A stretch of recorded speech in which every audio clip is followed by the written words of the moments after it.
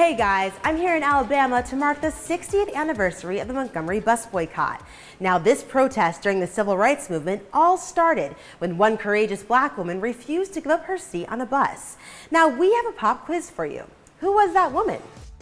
A. Harriet Tubman, B. Maya Angelou, C. Rosa Parks, or D. Coretta Scott King. You have 10 seconds.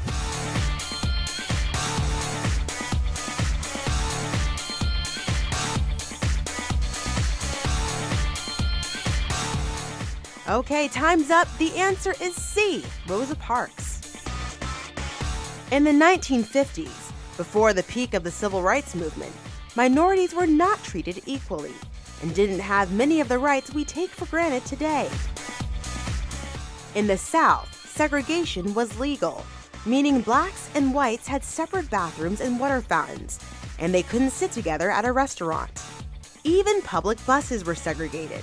The better seats, in the front, were reserved for white passengers only, and African Americans were required to sit in the back, even on days when the front was empty.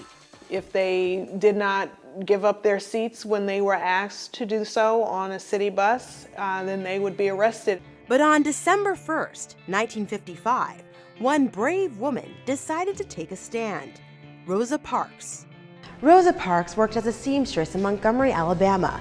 She took the bus on her way home from work, as usual sitting in the area designated for blacks.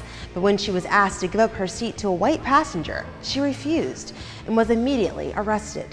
Once she was arrested, the flyers were passed out among the community, and everyone got the word out to avoid taking the buses. This moment of defiance sparked the Montgomery bus boycott, when African Americans stopped taking the bus to protest segregation and inequality. Back then, the bus system was a popular form of transportation, but during the boycott, the buses remained empty.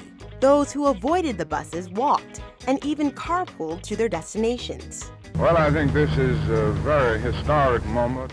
Martin Luther King Jr. helped lead the boycott, which lasted a total of 382 days.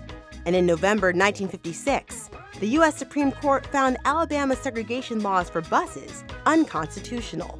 The Montgomery bus boycott and Rosa Parks' story of courage became important symbols in the civil rights movement.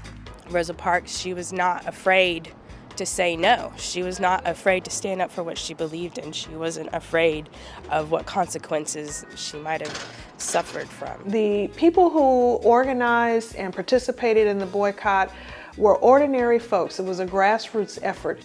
The same thing can happen today with issues that we're seeing on our university campuses, dealing with equality and discrimination and issues with police brutality and things. So I think if young people just realize the power that they have,